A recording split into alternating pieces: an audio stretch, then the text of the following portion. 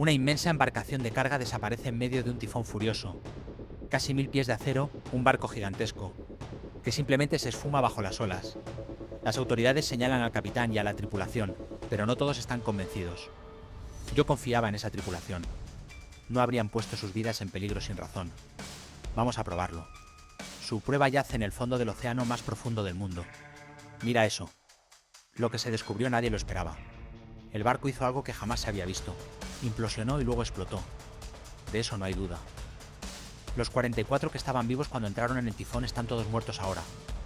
¿Cómo pudo pasar algo así? 8 de septiembre de 1980. 15º Derbyshire atraviesa el Pacífico Occidental con destino a Japón. Al mando está el capitán Jeffrey Underhill, un padre de 2 hijos de 47 años que controla cada detalle de la operación del barco y de su dotación de 42 marineros. Buenos días, Carly. Buenos días, capitán. ¿Llegaron ya los informes MEP? Sí, los tengo justo aquí. Le llamaban Gabu por sus iniciales, y era un maestro del mar muy competente. Se apoyaba en la colaboración de su equipo, aun manteniendo el mando con claridad. El primer oficial, Nigel Malpass, lo conocía bien. El Derbyshire era un barco maravilloso para navegar. Estaba casi como nuevo, apenas desgaste, todo funcionaba. Aun si nunca has estado en uno de estos navíos, es difícil imaginar su tamaño. Con 294 metros, el Derbyshire era más largo y pesaba el doble que el RMS Titanic. Sus 9 bodegas podían contener hasta 160.000 toneladas de carga. El puente se alzaba a 10 pisos sobre la cubierta. Detener un monstruo así podía requerir más de 3 kilómetros. Girar, más de 1. Era un bulk carrier. Cargas enormes desde grano hasta crudo. En esta travesía llevaba 157.000 toneladas de mineral de hierro. Tras salir de Canadá y bordear el extremo sur de África, el barco se hallaba ya a pocos días de su destino final, Kawasaki, Japón. Su tamaño le obligó a tomar la ruta larga bordeando el Cabo de Hornos, enfrentando algunas de las aguas más bravas del planeta. La tripulación llevaba más de 2 meses en el mar. Muchos eran marinos expertos, entre ellos un joven de 19 años, el grumete Peter Lambert, en su segundo año de mar, lleno de entusiasmo. Siempre pienso que un marinero nace, no se hace. Tu vida a veces depende de los que están contigo. La plantilla del barco se convertía en una familia cuando uno estaba tanto tiempo entre olas y acero. En la cubierta, una ventaja inusual pero muy apreciada. Las esposas podían viajar con sus maridos. Entre ellas estaba la de 24 años, Anne-Marie Hutchinson. El viaje hasta entonces había sido tranquilo, sin grandes sobresaltos. Capitán, algo emocionante. Un poco demasiado emocionante, respondió él con un deje de broma al primer oficial que informaba el pronóstico de mal tiempo. El tifón Orchid se acercaba. El Pacífico Occidental tiene un apodo, Typhoon Alley. Porque aquí los tifones pueden alcanzar 300-400 metros de ancho, vientos de más de 100 millas por hora y olas de fuerza destructiva. Para evitar el peligro, Underhill debía mantener el buque al menos 320 kilómetros lejos de la tormenta. Pero había un problema. Recibió 3 reportes meteorológicos, uno desde Guam, otro desde Tokio, otro desde Hong Kong, y cada uno ubicaba el tifón en un lugar diferente. 3 pronósticos todos distintos. Con información contradictoria, el capitán debía decidir su mejor jugada. Navega el barco, calcula la posición de un monstruo que se mueve, decide el rumbo, la velocidad, el momento.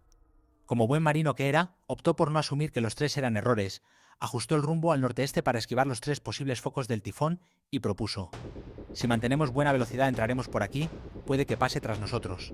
Puede que toque algo del temporal, pero no el golpe fuerte. Asegure el barco, todo debe estar firme. Así se dio la orden. Ventiladores sellados, cambas sobre bocas de ventilación.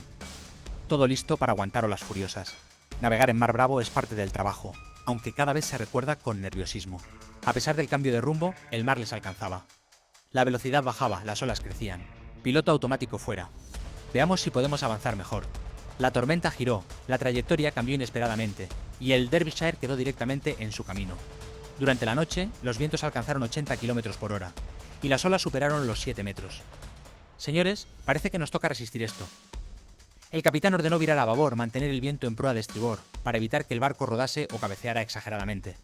Porque la idea es que se levante y tiemble en la longitud, no se vuelque. Pero la tormenta se intensificó. Olas de más de 10 metros. Estas eran condiciones que pocos marineros habían experimentado. El viento rugía, el barco cabeceaba, la visibilidad era mínima. Era una situación de resistencia. Nadie dormía, nadie descansaba bien. El capitán no se iba de su puente. La vigilancia debía ser constante. Una vez pasado el segundo día de tormenta, la comunicación se hizo. El Derbyshire llamó a un barco cercano. ¿Cómo están con el clima? Fenomenal, nos vemos en un par de días. Era una charla rápida, un respiro. Pero en el silencio de la noche, el acero se quejaba. Un crujido, un lamento metálico. Nos vamos a perder. y lo sabían. Ya era demasiado tarde. 5 días después el tifón se disipó, pero del Derbyshire no había rastro, ni una llamada de socorro. Al amanecer, helicópteros de la Guardia Costera japonesa iniciaron la búsqueda. Su esperanza, quizá, solo quizá, los 44 se encontraran a salvo. 11 días tras la última comunicación, la exhaustiva búsqueda terminó sin resultados. Solo se halló una mancha de petróleo a 45 kilómetros del último punto conocido. El mayor barco británico perdido en el mar había desaparecido. Una madre preguntando al vacío: ¿por qué? ¿Por qué Peter? ¿Cómo murió? ¿Por qué? El hundimiento se atribuyó al tifón y se dio por un acto de Dios. Pero no todos aceptaron esa explicación. ¿Por qué un barco sólido, bien fundado, de repente se hunde de forma rápida sin un mensaje de socorro? La familia Lambert lanzó una promesa: mamá, te lo prometo, descubriré cómo se hundió este barco, por qué, y por qué Peter perdió la vida. El joven Paul Lambert, de 28 años, contactó al sindicato marítimo.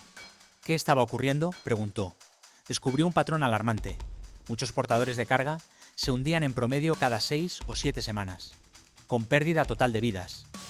La era de los buques ataúd. El Derbyshire era uno más, pero enorme. Su tripulación no descansaría hasta que la verdad saliera. El punto de inflexión llegó en 1986 con el hundimiento de otro buque gemelo, el Kowloon Bridge. Ese suceso abrió el foco. Diseño fallido, fatiga, grietas visibles. El Derbyshire, al igual que otros en su clase, tenía una característica crítica: vigas longitudinales a lo largo del casco unidas en el marco 65, creando un punto débil. 3 de los 6 buques de esa clase habían tenido accidentes graves. El marco 65 comenzó a parecer el arma humeante. Pero el rompimiento de ese diseño no era la historia completa. Las familias comprendieron que si un defecto de diseño había causado el desastre, otras vidas podían estar en riesgo. Empezó la presión para que las autoridades revisaran su conclusión. Pero tras 2 años y 9 después del desastre, el gobierno británico concluyó nuevamente: culpa del tifón. Pero las familias no aceptaron el veredicto. Estamos ante otra tapadera, decían. Solo encontraremos la verdad si la buscamos nosotros mismos. Su primer objetivo: localizar el naufragio. La búsqueda se centró en la última posición conocida del barco y la mancha de petróleo, en aguas profundas de más de 5 kilómetros. En los años 90, la tecnología de búsqueda del fondo marino aún era incipiente. Y aún así, en un esfuerzo pionero, hicieron gala de valentía, recaudaron fondos, iniciaron una expedición de 8 días, y finalmente, tras 14 años de espera, en el 5.º día, confirmaron la ubicación del pecio. Lo encontramos, sabemos dónde está. Sabemos dónde están las tumbas. Con ese hallazgo, Paul Lambert exigió al gobierno reabrir la investigación.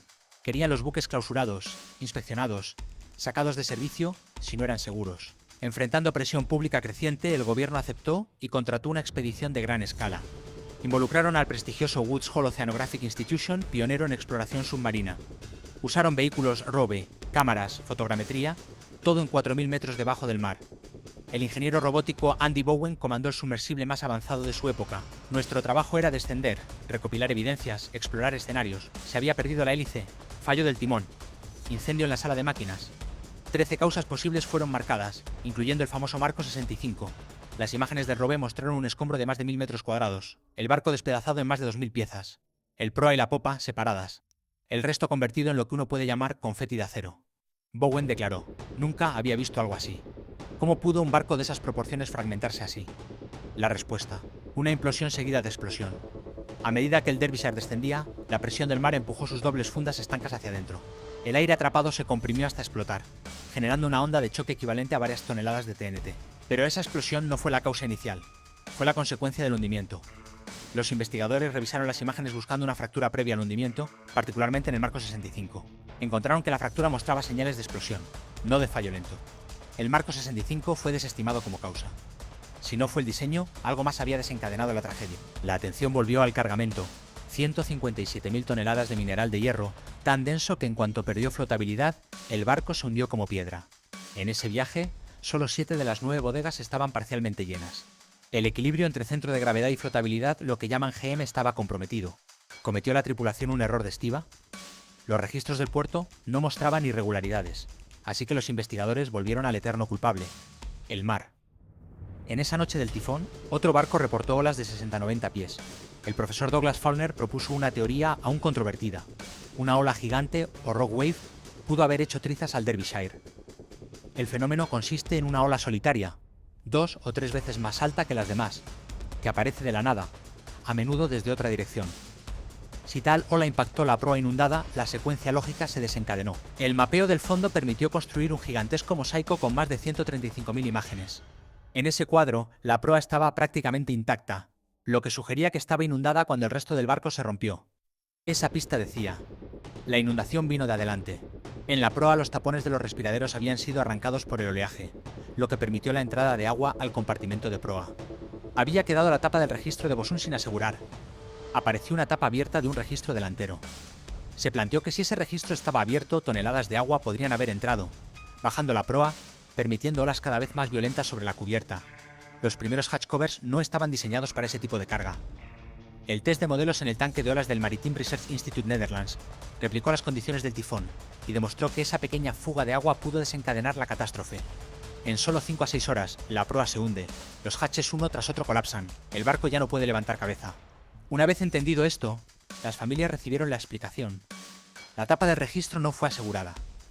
¿Qué quiere decir esto? Falta de profesionalismo. La acusación de error humano encendió una nueva llama de dolor. Pero el antiguo primer oficial Nigel Malpas se negó a aceptarla. Yo estaba en ese barco el viaje anterior. Conozco a esa tripulación. No habrían dejado la tapa suelta. Apuntó que el vestigio de una cuerda de lacing en la tapa demostraba que estaba asegurada. Por tanto, si no había error del equipo, debía haber una causa externa que comenzó el desastre. Finalmente, en noviembre del 2000, la investigación llegó a su conclusión. El hundimiento se debió a olas que arrancaron los respiraderos de proa, provocando inundación progresiva y fallo secuencial de los compartimentos. La tripulación fue exonerada. Y gracias a esto se adoptaron nuevas normas de seguridad para bulk carriers, tapas de hatches mucho más fuertes, sistemas de control de inundación en proa, monitorización de submarinos. Las víctimas no murieron en vano. Su caso cambió la forma de construir y operar estos gigantes. Ahora imagina el momento final. La tormenta destruye la tapa de un respiradero, el agua entra sigilosa, la proa baja cada vez más, las olas de 12 metros caen sobre las cubiertas como hachas. El hatch 1 colapsa, el hatch 2 cede, el hatch 3 se hunde. En cuestión de minutos el barco se va, sin Mayday, sin supervivientes. La explosión final se escucha solo en el fondo oscuro del océano. El orden se disuelve en el caos del abismo. Y así, un barco de casi 1000 pies y de 91.000 toneladas, el mayor buque británico perdido en tiempos de paz, se hunde en la noche del tifón, llevado por algo más grande que él. La historia de ese barco deja una lección: que la naturaleza puede encontrar 1000 modos de vencer al acero, que la vigilancia y el diseño no pueden bajar la guardia, y que cuando las familias insisten en la verdad, el mar se rinde a la ciencia. Si alguien te pregunta cómo un barco puede simplemente desaparecer, ahora sabes que no fue magia. Fue una cadena silenciosa de pequeñas fallas, viento, olas, presión y finalmente implosión-explosión. Así terminó la historia del 15º Derbyshire. No como una simple tragedia olvidada en el fondo del océano, sino como un símbolo de lucha, verdad y memoria. Gracias a la perseverancia de quienes se negaron a aceptar el silencio, hoy navegar es más seguro. Y aunque las olas hayan enterrado aquel barco, su legado sigue a flote. Desde Marítima Informa, gracias por acompañarnos en esta travesía. Si te apasionan los misterios del mar, suscríbete. Y nos vemos en el próximo viaje.